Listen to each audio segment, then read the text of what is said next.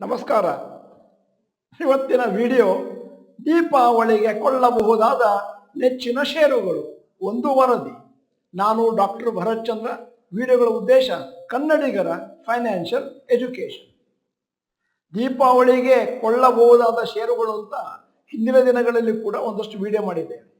ಆವಾಗವಾಗ ನಮಗೆ ಬರುವಂಥ ವರದಿಗಳನ್ನು ಆಧರಿಸಿ ನಾವು ವಿಡಿಯೋಗಳನ್ನು ಮಾಡ್ತಾ ಇರ್ತೇವೆ. ಅಂದರೆ ಜನರಿಗೊಂದು ಐಡಿಯಾ ಕೊಡಲಿಕ್ಕೆ ಯಾವ ಷೇರುಗಳನ್ನು ಕೊಳ್ಳಬೇಕು. ನಾವು ಉದ್ದೇಶಪೂರ್ವಕವಾಗಿ ನಮ್ಮ ರಿಸರ್ಚ್ ಪ್ರಕಾರ ಯಾವುದು ಒಳ್ಳೆಯದು ಅಂತ ಹೇಳ್ತಾ ಇಲ್ಲ. ಯಾಕಂದರೆ ಸೇಬಿಯವರು ಹೇಳೋದು ಸೇಬಿ ರಿಜಿಸ್ಟರ್ಡ್ ಕಂಪನಿಯವರು ಮಾತ್ರ ಇಂತಹ ಸಲಹೆಗಳನ್ನು ಕೊಡಬಹುದು. ಇವತ್ತು ನಾನು ಇರ್ತಾ ಇರುವಂಥದ್ದು ಮಲ್ಟಿಪಲ್ ಏಜೆನ್ಸಿಯವರು ಹೇಳಿರೋದು, ಬೇರೆ ಬೇರೆ ಏಜೆನ್ಸಿಯವರು ಹೇಳೋದು ಕೆಲವು ಷೇರುಗಳನ್ನು. ಅಂದರೆ ಒಂದೇ ಷೇರಿಗೆ 2-3 ಕಂಪನಿಗಳು ಕೊಳ್ಳಿ ಅಂತ ಹೇಳಿರ್ತಾರೆ. ನಿಮಗೆಲ್ಲ ಗೊತ್ತಿದ್ದ ಹಾಗೆ ದೀಪಾವಳಿಯ ಸಮಯದಲ್ಲಿ ಹಲವಾರು ಬ್ರೋಕರೇಜ್ ಕಂಪನಿಗಳು ತಮ್ಮ ಲಿಸ್ಟನ್ನು ಪ್ರಕಟ ಮಾಡ್ತಾರೆ ಮತ್ತು ಮುಂದಿನ ದೀಪಾವಳಿವರೆಗೆ ಈ ಷೇರುಗಳು ಒಳ್ಳೆಯ ಪರ್ಫಾರ್ಮೆನ್ಸ್ ಕೊಡಬಹುದು ಅನ್ನುವಂಥದ್ದು ಅವರ ಅಭಿಪ್ರಾಯ. ಪಟ್ಟಿ ನಿಮ್ಮ ಮುಂದೆ. 1 ಏಂಜಲ್ ಒನ್, ಬ್ರೋಕರ್ಸ್ ರೆಕಮೆಂಡ್ ಮಾಡಿರೋದು Phillip Capital Ventura Securities. 2 BEL, brokers recommend ಮಾಡಿರೋದು ಫಿಲಿಪ್ ಕ್ಯಾಪಿಟಲ್ ಪ್ರಭುದಾಸ್ ಲೀಲಾಧರ್.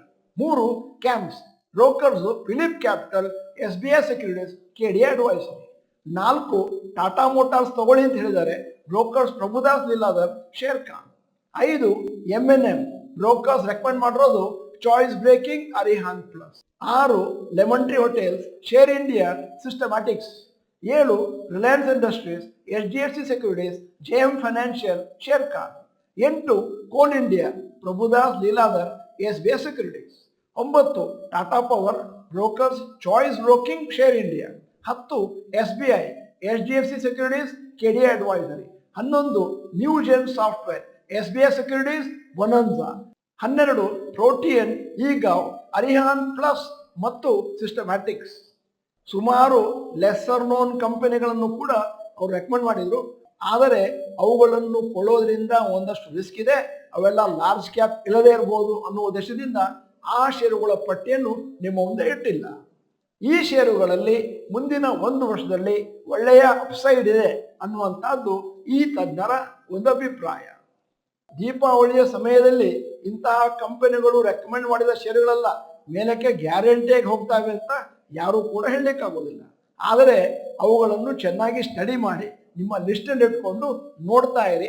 ಅಕಸ್ಮಾತ್ ಟೆಂಪ್ರರಿಯಾಗಿ ಮೇಲೆ ಹೋಗ್ಲಿಕ್ಕೆ ಶುರುವಾದರೆ ಟೆಕ್ನಿಕಲ್ ಅನಾಲಿಸಿಸ್ ಪ್ರಕಾರ ಆಗ ಅವುಗಳನ್ನು ಕೊಳ್ಳಬಹುದು. ಮತ್ತೆ ಈ ಕಂಪನಿಗಳ ಫಂಡಮೆಂಟಲ್ ಅನಾಲಿಸಿಸ್ ಕೂಡ ಮಾಡಿ ನೋಡ್ಕೊಳ್ಬೇಕು. ಪ್ರತಿ ವರ್ಷ ಪ್ರಾಫಿಟ್ ಮೇಲೆ ಹೋಗ್ತಾ ಇದೆಯಾ. ಸಾಮಾನ್ಯವಾಗಿ ರಿಟೇಲ್ ಇನ್ವೆಸ್ಟರ್ಸ್ ಮಾಡುವ ಒಂದು ದೊಡ್ಡ ತಪ್ಪು ಏನು ಅಂತಂದ್ರೆ, ಅವ್ರು ಹೇಳಿದ್ರು, ಇವ್ರು ಹೇಳಿದ್ರು, ಬ್ರೋಕರ್ ಹೇಳಿದ್ರು ಅಂತ ಪರ್ಚೇಸ್ ಮಾಡ್ತಾರೆ. ಅಲ್ಲಿಗೆ ನಿಮ್ಮ ರಿಸರ್ಚ್ ಇರುವುದಿಲ್ಲ, ನಿಮ್ಮ ಕಾನ್ಫಿಡೆನ್ಸ್ ಇರುವುದಿಲ್ಲ. ವಿಡಿಯೋದ ಕೊನೆಯಲ್ಲಿ ಒಂದು ಇಂಟ್ರೆಸ್ಟಿಂಗ್ ಪ್ರಶ್ನೆ ಕೇಳ್ತಾ ಇದ್ದೇನೆ.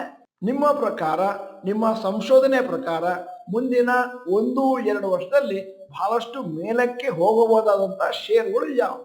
ಅದನ್ನು ದಯವಿಟ್ಟು ನೀವು ಚಾಟ್ ಬಾಕ್ಸ್ನಲ್ಲಿ ಟೈಪ್ ಮಾಡಿ. ನೀವು ಡಾಕ್ಟರ್ ಭರತ್ ಚಂದ್ರ ಇನ್ಸ್ಟಿಟ್ಯೂಟ್ ಕನ್ನಡ ಚಾನಲ್ ಮೆಂಬರ್ ಅಲ್ಲ ಅಂತಂದ್ರೆ ಇದೀಗ ಸಮಯ. ಸಬ್ಸ್ಕ್ರಿಪ್ಷನ್ ಬಟನ್, ಬೆಲ್ ಐಕಾನ್ ಒತ್ತಿ. ವಿಡಿಯೋ ಚೆನ್ನಾಗಿದ್ರೆ ಲೈಕ್ ಬಟನ್ ಒತ್ತೋದನ್ನು ಮರಿಬೇಡಿ. ವಿಡಿಯೋನ ನಿಮ್ಮ ಎಲ್ಲ ಸ್ನೇಹಿತರಿಗೂ ಫಾರ್ವರ್ಡ್ ಮಾಡಿ. ವಿಡಿಯೋನ ಸಂಪೂರ್ಣವಾಗಿ ನೋಡಿದ್ದಕ್ಕೆ ಧನ್ಯವಾದಗಳು. ನಮಸ್ಕಾರ.